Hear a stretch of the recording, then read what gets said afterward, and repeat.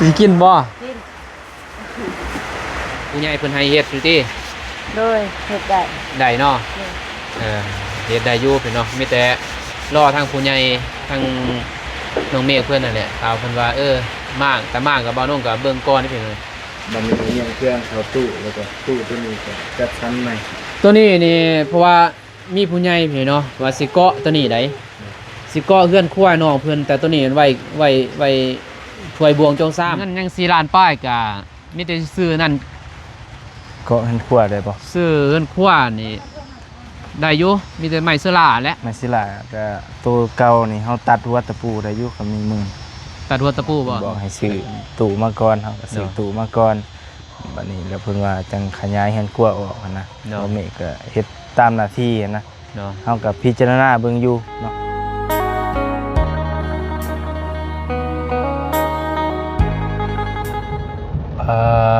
ต่อเป็นยังไงฝนตกฝนลิ้นอะไรบานนี่เราไต่บานกองตูนหลังจากมาแต่ส่วนเบาเตียงเพิ่นไปแวะหาน้องนูก่อนไป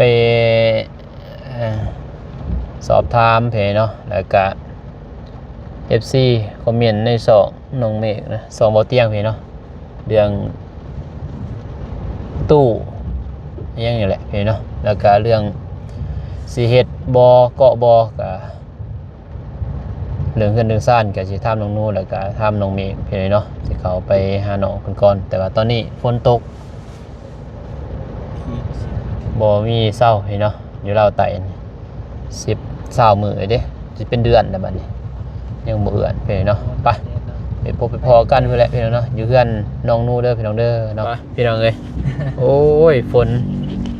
น้ำจะบ่ท่วมบ่เฮือนน้องนูดินคูเว้นพี่น้องเอ้ยเนาะบ่ตกตอนเช้ากับตอนแลงบ่ตกตอนแลงกับตอนเที่ยงแต่เดี๋ยวนี้ตกหมดมื้อติดีแต่ว่าเสียหญ้าบ่เที่ยงตอนเช้าฝนตกแต่ตอนเที่ยงเนาะน้อยนึงแต่บ่หลายปานใดพี่น้องแต่แค่แน่อยู่ว่าตายบ่ตายดอกสิได้ไปหอบพี่น้องเอ้ยเนาะโอ้เส้นทางก็เลยดินบนเฮือนน้องโน่นี่ถ้าตกแห้งนี่ท่วมบ่จ๊ะแต่สิบ่ท่วมหรอกเนาะตามเบิ่งเป็นโชคใหญ่ได้อยู่ไหลลงข่อยอย่าจะดินเจือนเนาะสไลด์ลงเฮือนน้องโน่อย่าสไลด์ลงข่อยพี่น้องเอ้ยไปเลย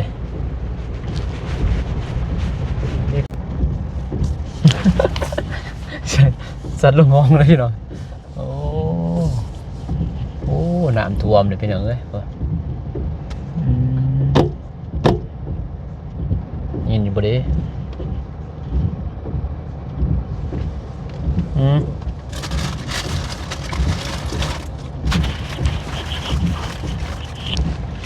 เลยฝนตกฝนลิ้นเลยอยู่นี่โอ้ดอกเนาะลาวไต่เฮานี่ซื้อของอยู่กินมาฝากเพิ่นตอนค่ำสิซื้อยังเพิ่นเนาะโอ้ฝนก็ได้ยินได้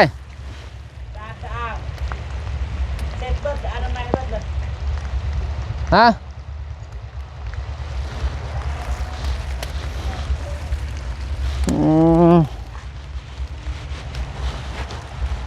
ไปพี่น้องเอ้ย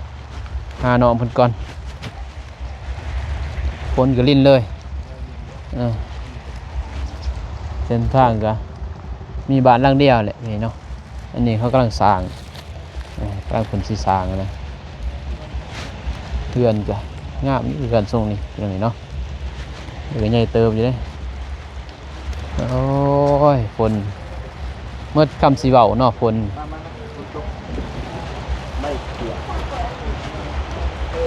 ไม่อายและสไตล์โดยสบายดีเพียงว้าว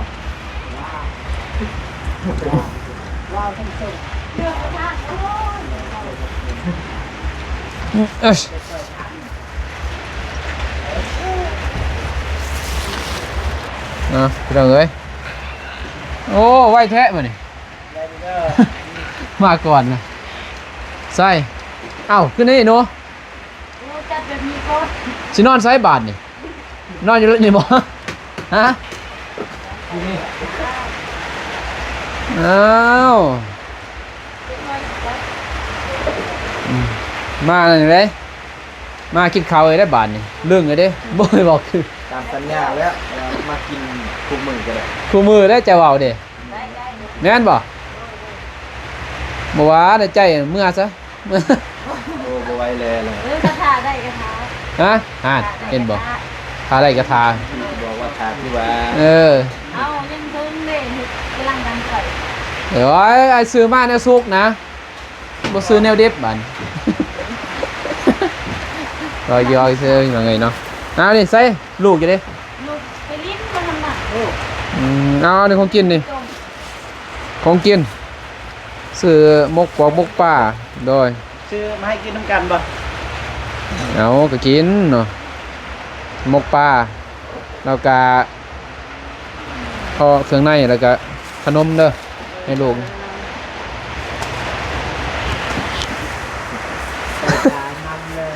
สิกินบ่ ลิ้น กินได้ติ หยุดคลิปก่อน เพราะน้องนูเพิ่นบ่กินปลาเห็นไหม ลิ้น กินอยู่ปลาแต่ว่าลูกเพิ่นบ่กินเอาไว้ตินี่จะได้ โอ้กินโล ฮะบ่ให้ คือไรจ้ะ เป็นคลิปก่อนเพิ่นว่า บ่เฮ็ดซังอันนี้ ดังตัวคนนั้นคือดังก่อน เฮ็ดหยัง ดังตัว ดุมันนี่ได้เว้ยซอยๆกัน คนลุกจังใส่ได้ตัวคลิกเลย เขาปลูกหยังนั่นหนูอ่านเป็นกบมะเขือบ่อืมเป็นมะขอมะเขือด่างถ้วยสบายดีเด้ออืมเป็นจะได้สิสร้างครอบครัวอยู่นี่บ่เห็นว่าในสตอรี่คือว่าโสดอยู่สิมาสร้างครอบครัวอยู่พี่บ่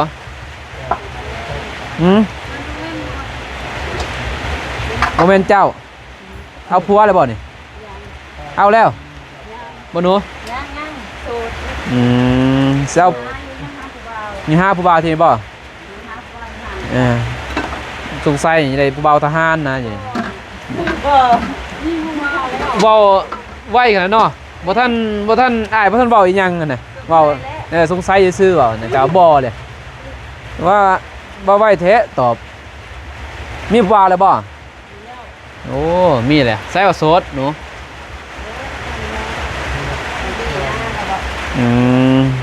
ว่าท่านพร้อมเนาะFC เพิ่นเบิ่งเด้แต่ผู้บ่าวทหารหลายได้นี่ ผู้บ่าวทหารหลายได้อยู่นี่เลยนู้นเนาะในซองอ้ายนี่โอ้เขาติดตามนี่ว้าหมูเพชรนู้นมาหลายแต่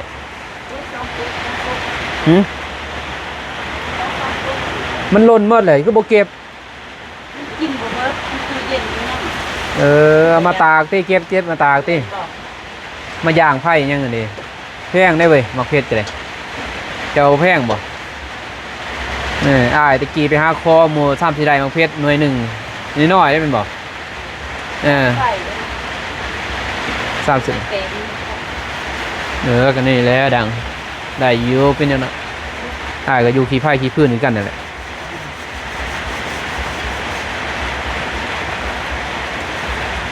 มาเยี่ยมน้องเพื่อนเพเนาะเดี๋ยวเลยมาถามเลยนะเนาะไม่ถามอย่างเนี้ยเพราะว่าในคลิปน้องเมฆก็ถามบริยัติไปได้เพเนาะอันนี้แหละผู้ใหญ่เพิ่นให้เฮ็ดอยู่ที่ โดยเฮ็ดได้ ได้เนาะเฮ็ดได้อยู่เพเนาะมีแต่รอทางผู้ใหญ่ทางน้องเมฆเพิ่นนั่นแหละเอาเพิ่นว่ามากแต่มากกับบ่าวน้องกับเบิ่งก่อนนี่เพิ่นเลยไปมากน้องบ่เป็นดังไฟคือเก่าไอ้บัดตอนนี้ส่งพ้นน่ะนะ แม่ เฮาก็บ่อยากมากตอนนี้พอทางเขตลาวใต้นี่สิตกคู่มือบ่แม่นว่าตกชั่วโมงนึง2ชั่วโมงเด้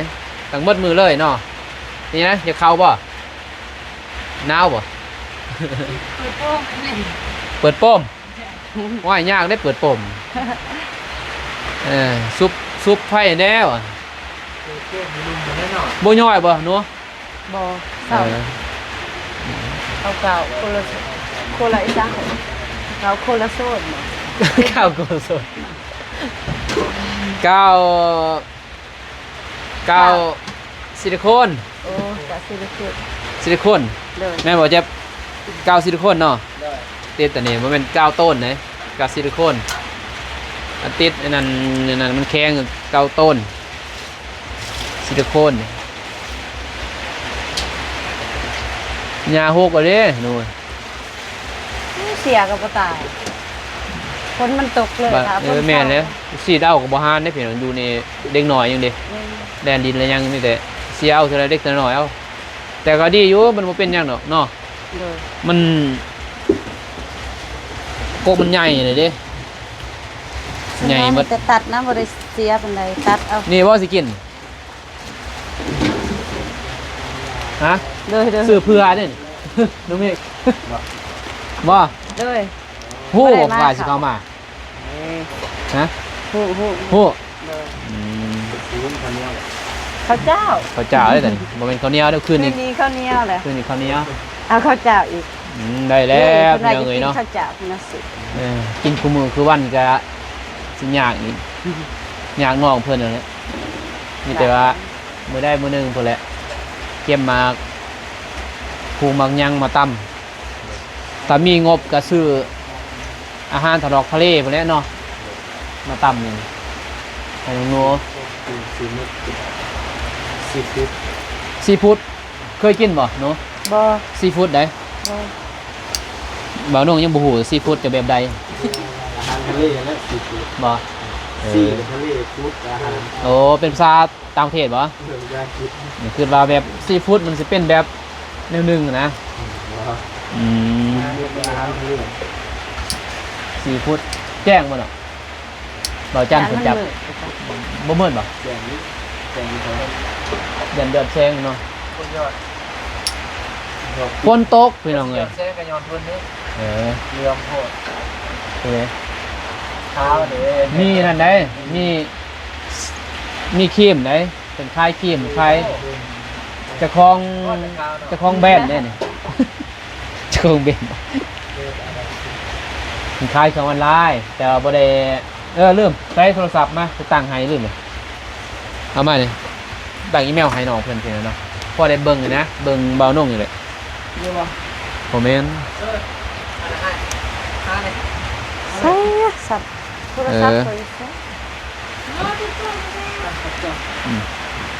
ปิดป้อมแน่ยอมแล้วแลนลงปิดๆนี่ถอดไฟได้อยู่ ก็ บ่เห็นบ่ จักไว้อีใส่แหละจริง ก็ยันผ้ามื้อนึงบ่จักแลนนั่นแลนนี่ แม่น ก็ให้เลย โทรศัพท์น้องเพิ่น โอ้เป็นสิโด ไปทีมอยู่กล้องนั่นบ่จักหนู บ่จักคือปะอีใส่แหละ อยู่หลังตู้บ่โทรเบิ่งเจ็บจะเปิดเสียงบ่ โอ้เห็นแล้ว Ờ, ยัดในถุง บ่มีรหัสบ่ นี่แหละ อืม ใครเดินมา ผู้บ่าวบ่เจ็บ จะบอกเคยโทร นั่นแหล้วกับไผโทรกับผู้บ่าวเจ็บโทรอ้ายก็บ่ได้ว่าหยังนะ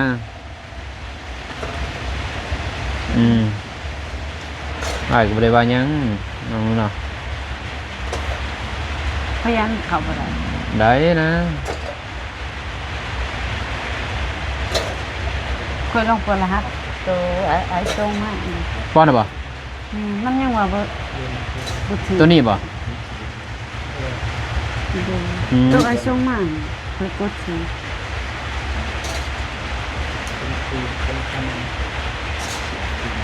ตัวนี้เป็นของไผตัวนี้เนาะ เอาตัวเราตั้งให้ค่อยสักก่อน บ่เจ็บ เอาหุบกระโอนใส่ บ่เจ็บตั้งให้ ได้เท่าไรจักเดือนขึ้นไปประมาณ2เดือน3เดือนนี่ถ้าเบิ่งบ่ได้ ล็อกอีเมลเด้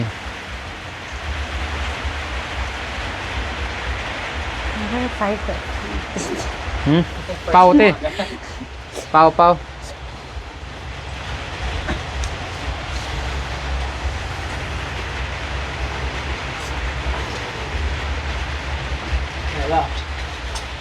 อืม ได้แล้ว ตัวนี้เป็นอีเมลบ่เจ็บสิ จักเละจักเราใส่ของไผ่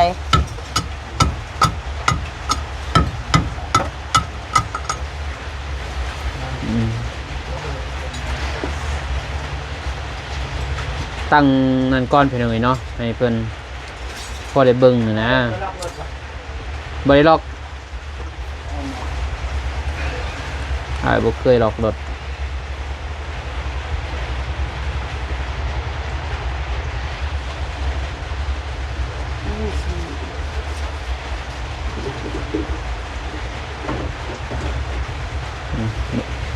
บ่ทายก็ได้ตอนนี้ จื้อมันจื้อน้องเองเนาะพูดนะตายลองดู มีเจียบ่เขียนเบิ่งอ่านบ่จื้ออีเมลนี่ เขียนอยู่นี่ แม็ก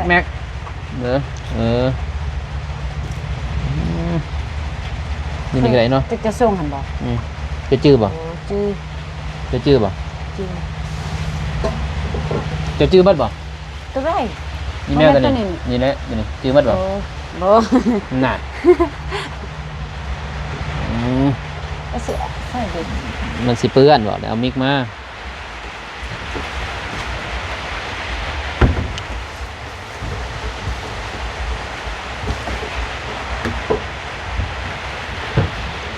โอเคแล้วได้แล้ว ได้แล้ว เบิ่งร้องก่อนเถอะจักสิได้จะบ่เด้อบ่ได้อย่าหายเด้ บ่ได้กะบ่ได้เบิ่ง เพราะว่ามันล็อกอินน่ะนะน้องเพิ่นมันอยู่มันรหัสติดรหัสอะไรเพิ่นใส่รหัส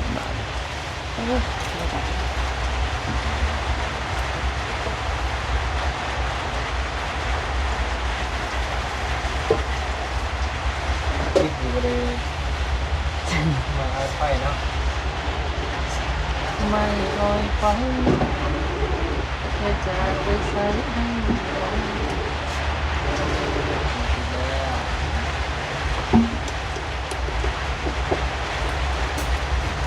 จะนั่งติด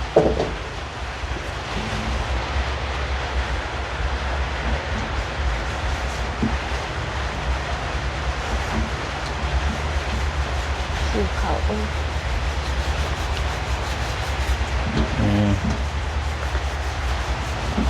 เอารหัสเจ้า จักโต จักเจ้าแล้วรหัสเจ้า ว้าว ใช่เลยเป็นเจ้าที่บอก บ่รหัสเจ้านะมื้อนึงนี่รหัสล็อกหน้าจอ โอ้ ตายบ่ฮู้เด้รหัสเจ้ายังไงเนาะ บ่แม่ โอน เค นั่นโอ้เอารหัสละเจ้าเอาบ่ รหัสอะไร ส ไม่ ม ได้ มุติว่า นะ เฮาเปลี่ยนได้ทางใส่ตัว ตัวเก่าเจ้านั่นแหละรหัส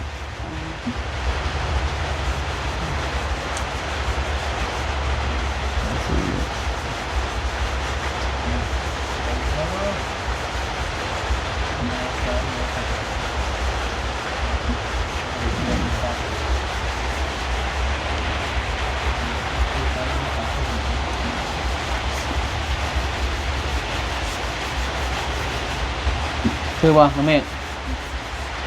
Gmail นั่นบ่ถูกตินี่เนาะถูกเนาะ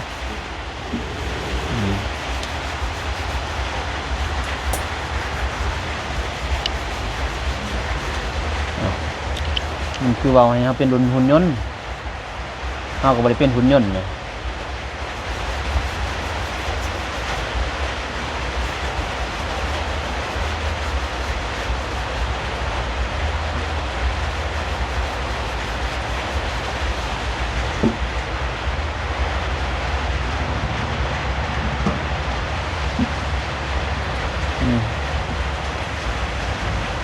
โอเคเงาโพดไปพี่น้องเอ้ยเพิ่นแต่งผ้าขาวผ้าน้ำให้กินแต่ ทางทีมงานก็สิรบกวนน้องเพิ่นก็อย่าแลให้น้องนุ่งเพิ่นกินข้าวเพิ่นเลยเนาะอีต้นไว้มากคู่มือสิกินคู่มือเว้ยเนาะ โอ้กำลังมือเดียว นะ ข้าก็กินมือเดียว กินมื้อเดียว โดย ได้ ซื้อมาเด้นี่เด้ได้นี่น้ำแน่ FC ก็คอมเมนต์มาเพิ่นเนาะว่าจะได้น้องเมฆ ว่าสิ่งใดพวก ใหญ่โพดแต่เพื่อนน้องเพิ่นเอากินรถ เพื่อนน้องเพิ่นเพื่อนน้อยเพิ่นเนาะตัวหน้าไปบัดใหญ่เด้เฮาก็ซื้อมามันบ่มีดอกตัวน้อย ไปหาหลายหันประมาณ3-4หัน หานได้ก็บ่มีนะ มีแต่ขนาดมาตรฐาน เม็ด7เม็ด6หมดนั่นแหละบ่มีดอกน้องหนูเนาะ เราก็มาเบิ่งก็ประตูมันก็มีปัญหา พอดี มีปัญหาแต่อะไรทางคือ ทางคืนซื้อเดี๋ยวเฮาก็มางออกให้น้อง เขาบอกจังว่าแต่ว่า สิมาง แกะ นั่งลงนะ ต้องได้มางมาไม่อ้าย แล้วก็มองนี่ปกติเราก็มีอันเครื่องอยู่แล้ว มีจำนวนเครื่องก็ว่ามันมีเงียงเครื่องเข้าตู้แล้วก็ตู้ตัวนี้ก็จัดชั้นใหม่ ตัวนี้นี่เพราะว่ามีผู้ใหญ่เพิ่นเนาะว่าสิเกาะตัวนี้ได้สิเกาะเฮือนครัวน้องเพิ่นแต่ตัวนี้มันไว้ถ้วยบวงจงซ้ำบ่แม่นว่าไว้เครื่องแต่ตัวนี้นี่ไว้เครื่อง แต่ว่าน้องเพิ่นสิป้าไว้เบิ่งนี้ตู้ไว้เครื่องเอาไว้อยู่หันนี่บนนี้นอนได้เห็นเนาะก็ใหญ่เด้อบัดนี้บนนี้นอนได้เด้อแล้วบนนี้นี่บ่นอนเอาไว้เครื่องเบิ่งนี่จะบ่ให้นอนบนนั้นให้เขานอนแล้วก็แอมตัวนี้เห็นเนาะแล้วก็ออกไปก็นั่นแหละ เป็นระเบียบใหม่ จัดระเบียบใหม่เห็นเนาะแต่ FC เพิ่นก็แมนยูเพิ่นก็ดีได้อยากได้ตัวใหญ่หรือตัวน้อย ตัวใหญ่ ฮะ ตัวใหญ่ ใหญ่ตัวใหญ่ โดยเครื่องไม่ลาย เครื่องลายบ่จักซอบเครื่อง สองศพใหญ่ สองซอบใหญ่ เป็นเครื่องเด็ก ยันบ่พอซ้ำ โดย เนาะสิใบนี่หน่อยมากเพื่อนที่เก่าเลย มันบ่มีนะตัวน้อยนะ หาเฉียดกันเลย ตัวน้อยนี่บ่มีเลยพี่น้องเอ้ยเนาะตัวน้อยนี่ โดย คันว่าน้อยมีแบบอิหยังก่อนยับเขาซ้ำนี่มีซ้ำนี่ได้แต่ว่าสูงนี่ซ้ำนี่แหละมันบ่มีนะจากบ่อตัวติยานเด้อมันมีแต่ตัวสูงแล้วตัวใหญ่น้อยนี่มีน้อยซ้ำนี่แต่ว่าเป็นสูงคือเก่าแต่ว่าอนาคตน้องเพิ่นซื้อไว้แล้วก็บัดมีเพื่อนมีซ่านใหม่ก็เอาไว้มันใส่ได้อนาคตจะเน้นเครื่องน้องลาย FC เพิ่นก็กำลังดีแม่นอยู่ สอบได้เป้า74นะ ก็ซาเป้าเนี่ยจังซั่นแหล้วน้องน้อยอยู่ดีมีแห้งกินเด้อเอิ้นน้องได้น้องเพิ่นได้ปบหมด ไปก่อนโดยกินข้าวกินน้ำเลยโดยโอ้ยบุตรีแล้วพลนี่บ่มีเศร้าเพียงเราไต่อันนี้แล้วว่าสิเฮ็ดเพื่อนเนาะมีแต่รอถามน้องเมฆเบิ่งว่าจังใดผู้ใหญ่เพิ่นตอบกว่าจังใดแหละบ่ จบให้คำตอบแต่ว่าเงินเฮาก็เหลืออยู่4ล้านปลายเนาะ สิล้านป้ายบ่ 4ล้านปลายคันว่าเฮาไล่เบิ่งวัตถุอุปกรณ์มันพอก็เอาก็ซื้อมาต่อ ยังบ่พอเนาะ ด้วย แต่ว่าเงินยัง4ล้านป้ายก็มีแต่ซื้อนั่น ก็เห็นขวดได้บ่ ซื้อเงินครัวนี่ได้อยู่มีแต่ไม้เสื้อลาแหละ ไม่สิล่ะก็ตัวเก่านี่เฮาตัดหัวตะปูได้อยู่ก็มีมือ ตัดหัวตะปูบ่ แม่ โอ้ยากได้เนาะมันจะนั่นน่ะแบบตัดกับมันบาดหมดเลย บาทแต่ก็ได้อยู่ ได้บ่ จำเป็นนั่นแหละ ตัดเอาเนาะ ตัดหัวตะปู อันก็หาสร้างมัน หาสร้างจักหลานจักได้พอบ่ เนาะถามเบิ่งสร้างเด้อมีอยู่บ่ พ่อคอยชิลงหมด โอ้แห่งดีแล้ว โอเค จะให้พ่อแล้วลง โอเค โดย คนชนิดเขาเห็นอยากได้เขาบ้าง โอเค มีแต่ให้พอลงมาบ่ พ่อลงมามือแล้วก็เสีย ซื้อไม่48บ่8แล้วก็ มือฮื้อเนาะ ตั้ง แต่ว่ามันเอื้อนก่อนแหละให้พ้นมันเอื้อนมันยังก่อนนะอย่าน้องอย่างดังไฟอย่างนั่นเด้ยากเด้ มีแต่ขยาย เฮ็ดยาก ขยายเห็นครัวก่อน มีเวลาอะไร โอ้มีเวลาไรกะอดซะเนาะดังอยู่รุมเนาะมุ่งเอาไปบัดเนาะ ได้อยู่ โอเคมีแต่นั่นแหละก็บอกทางผู้ใหญ่เพิ่นพร้อมแล้ว แต่ว่าเรื่องพอเพิ่นมากก็เฮาก็ให้ไหนบ่แม่นว่าให้พอเพิ่นซอย แม่ ซื่ น นะ ให้อยู่ พอเพิ่นก็อยู่ต่างนี่เพิ่นเนาะ ด้วย พ่อเพิ่นก็อยู่พุ่นเพิ่นก็เดินทางมาก็เอาให้เพิ่น มีแต่เงินครัวก่อนซะบ่ได้ไว้ เงินครัว ตู้เพราะว่าเอาตู้เขาแหละเพราะว่าสีขยายหั่นน่ะเนาะ แน่ ก็เลยจุดประสงค์ของแม่เพิ่นก็อยากให้เฮือนเป็นระเบียบเรียบร้อยพี่น้องเนาะเพิ่นบอกให้ซื้อตู้มาก่อนเฮาก็ซื้อตู้มาก่อนบัดนี้แล้วเพิ่นว่าจังขยายเฮือนครัวออกหั่นนะแล้วแม่ก็เฮ็ดตามหน้าที่หั่นนะ เนาะ เฮาก็พิจารณาเบิ่งอยู่เนาะ จุดประสงค์ของผู้ใหญ่ว่าแท้เนาะ โดย คือซื้อตู้นี่ผู้ใหญ่เพิ่นเด้พี่น้องเนาะบ่แม่นว่าทีมงานว่าให้ไปซื้อผู้ใหญ่เพิ่นให้ว่าไปซื้อตู้ใส่เครื่องแล้วก็ตู้ไว้ถ้วยบวง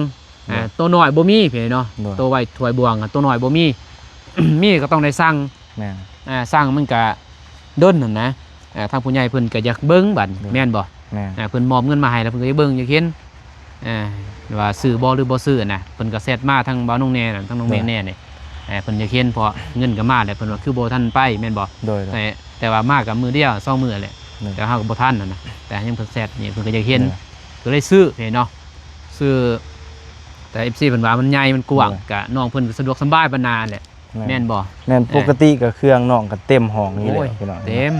แต่ว่านี่เฮาค้นเข้าตู้ บัดนี้มันก็ประหยัดกระสอบหยังมันก็ โดย สิน้อยลงหั่นแหละ มันก็น้อยลงนั่นแห แล้ว ละ ก็ตู้นะเฮาก็ยับเข้าเฮือนครัวเฮาขยายเฮือนครัวออกหั่น ไว้ถ้วยบวง แม่นมันก็สิเป็นระเบียบกว่า เป็น เก่า ระเบียบเรียบร้อย เพราะว่าเฮาก็ฮู้แหละว่าเฮือนน้องมันน้อยเนาะเฮาก็มันจำเป็นเนาะ ก็เกาะออกนิดนึง แต่ อะ ว่า นะ เฮาก็ยังสิเกาะออกอยู่แต่ว่าเสียเฮือนใหม่ก็โอ้บ่ไหวแล้วพี่น้องเอ้ย โอ้นี่หน่อยเดียวจะต่างนี่ก็ไล่เติบได้พี่น้องไงเนาะต่างนี่ก็หมดกันเทือนดินนี่แต่ว่าน้องเพิ่นก็ความฝันก็ยังได้เทือนดิน เฮาก็อยากเฮ็ดให้อยู่ แต่ว่า ถ้ามีงบมาเฮาก็ โอ้ บ่เว้าดอกเนาะ ด้วย ถ้ามีผู้ซอยเฮาก็เฮ็ดให้ แม่น แต่เทือนดินนั่นแต่ว่า คือน้องเพิ่นมันบ่มีแล้วมีแต่ว่าได้ซ้ำนี้น้องเพิ่นก็ดีใจเพิ่นว่าเพิ่นบ่ได้หวังว่าแต่ความฝันซื้อเนาะ ๆโดย ความฝันน้องเพิ่นน่ะอยากได้เทือนดิน แม่น แต่ว่าได้ซ้ำนี้ก็เอาเลย เฮาก็คือแก้ไขให้น้องเพิ่น เบื้องต้น อยู่ดีๆก่อน ประมาณนั้นพี่น้องเนาะ ตอนนั้นก็แบบความปลอดภัยนะสำคัญพอตะกี้ทุบหมดกระไดแม่นบ่ความปลอดภัยมีแต่นั่นแหละพี่น้องเอ้ยเนาะ ก็จังว่ากันอีกเทื่อนึงเด้อพี่น้องเนาะ แจ้ง FC นั่นแหละพี่น้องเอ้ยเนาะว่ามื้อใดสิมาขึ้นครัวน้องเพิ่นก็เพราะเงินน้องน้ำเมฆน้องเมฆตอนนี้พี่เนาะ4ล้านป้ายถ้าว่าผู้ใหญ่เพิ่นโอนมาแล้วก็เฮ็ดเลย โดยมีอยู่มีแล้วตัว4ล้านปลายก็สิกินไล่เบิ่งไม่แป้นเนาะ เปลี่ยนเสื้อละ มันไม่เสียหลากเป็นปูน เป็นปู เป็นเสียหลากเป็นปูก็ไม่48 โดยแล้วก็สังกะสีอันใด ก็สังกะสี สังกะสีจะได้ซื้อใหม่อีก ต่อออกไปเนาะ ต่อออกนะแต่ซื้อออกไปก็เฮาตัดเอาสำนักก็บ่หลายปานใดดอกเฮาก็ไล่เบิ่งแต่ว่ามันสำคัญตัวเสื้อละกับไม้แป้นและแพงแล้วก็ไม้ยังคือเนาะไม้18ตัวนี้แหละแล้วก็เลยปอกตะปู ไม่ พี่น้องเอ้ยเนาะจังซั่นแหละโอเคพี่น้อง โอเคพี่น้องกันเนาะ ก็ทั้งน้องเมฆทั้งบ่าวเจ็บแล้วก็จันทพรพี่เนาะก็สิจบคลิปเพียงก่อนเด้อพี่น้องเด้อเนาะก็ขอบอกขอบใจขอบพระคุณเนาะทั้งแม่เพิ่นที่สดซอยพี่เนาะทั้งครอบครัวน้องโนก็ขอให้ทั้งแม่และครอบครัวเนี่ยจงสุขภาพร่างกายแข็งแรงนอนให้ได้เงินหมื่นตื่นให้ได้เงินแสนแบนมือมาในแก้วมีโทษหาอย่ามาเบียดเบียนเสนียดจะได้จะมาไกลเด้อแม่เด้อพร้อมครอบครัวเดินทางไปไสมาไสก็ขอให้แข็งตลอดปลอดภัยทุกเส้นทางสาธุพี่น้องเอ้ยเนาะพอๆกันไปคลิปหน้าคลิปนี้ขอกล่าวคำว่าสบายดีพี่น้องเอ้ยไปบ๊ายบาย